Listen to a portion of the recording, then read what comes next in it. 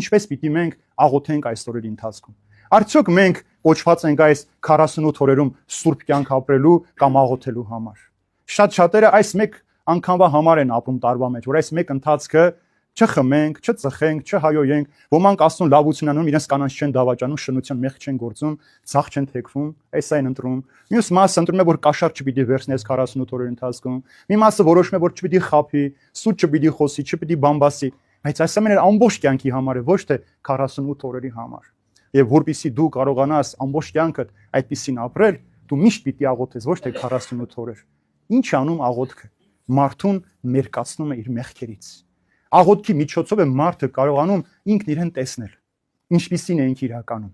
որովհետև ինչքան որ դու Աստծո հետ խոսում ես, ինչքան որ Աստծո հետ մտերմանում ես, քո դատարկությունն ու մերկությունն ես տեսնում։ Ինչքան որ դու Աստծո հետ մտերմանում ես, քո ոչնչությունն ես հասկանում այս աշխարհի մեջ, որ դու ով է լինես այս աշխարհի մեջ, մեկ է մահվան առջև պիտի ծնկիչնես։ Մինչև այսօր մահը աշխարհի բոլոր հզոր թագավորներին, հարուստներին, գիտնականներին, իշխաններին, պարզ ռամիկ մարդուն բոլորին հավաքել տարել է։ Ոչ ոք չի մնացել այս աշխարհի մեջ։ Ուրեմն աղոթքով ես, որ դու նաև հասկանում ես քո կյանքի խորհուրդը, որ դու ժամանակավոր ես այս աշխարհի մեջ, եւ այդ ժամանակավորի մեջ պիտի կարողանաս Աստծո հետ խոսել սովորել։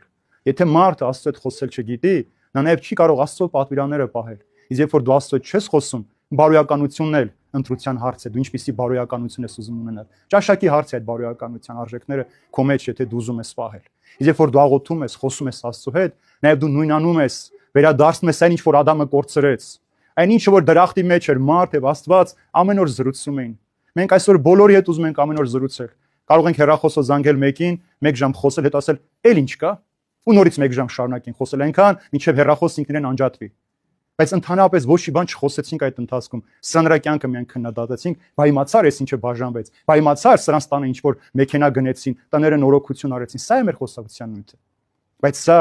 արդյոք հոգևոր խաղաղություն է բերում քո կյանքի մեջ։ Իհարկե ոչ։ Միայն աղոթքով դու կարող ես այդ հոգևոր խաղաղությունը գտնել։